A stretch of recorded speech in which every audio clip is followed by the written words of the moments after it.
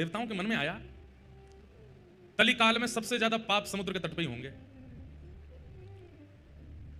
खा रहे हैं, पी रहे हैं, नाच रहे हैं, उल्टे सीधे काम कर रहे हैं, पड़े हैं समुद्र के तट पर।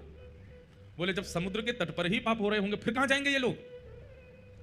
तो कहते हैं अन्य क्षेत्र के पाप तीर्थ क्षेत्र में नष्ट होते हैं, तीर्थ क्षेत्र में किए गए पाप सिंधु के दर्शन सिंधु तीर पर नष्ट हो जाते हैं। समुद्र तट पर जितने भी तीर्थ हैं वहां जाने से तीर्थ क्षेत्र के पाप नष्ट हो जाते हैं। लेकिन सिंधु तीर पर भी किया गया पाप, उसका क्या करें? बोले वो तो फिर सिंधु स्नाने विनश्यति, समुद्र में स्नान करने से नाश हो जाता है।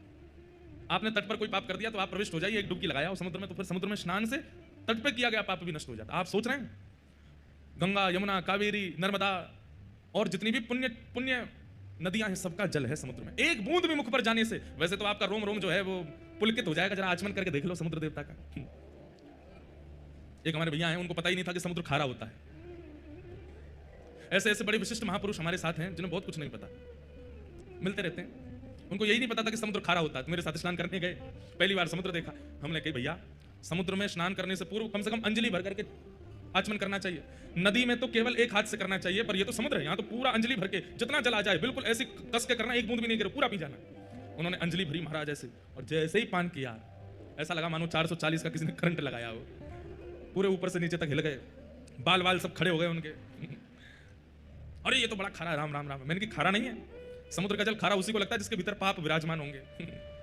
मैंने कि रोज पी पी करके चेक किया करो कि पाप कम हुए कि नहीं। सुख है।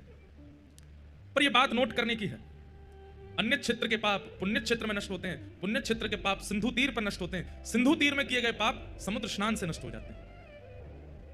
लेकिन भले चलाए लोग अब समुद्र में भी पाप करते हैं। कई बड़े बड़े शहर और बड़े बड़े उद्यमी लोग दुनिया के वो नाव करके जाते हैं, समुद्र के भीतर भी पाप करते हैं जाके। तो उनका क्या होगा?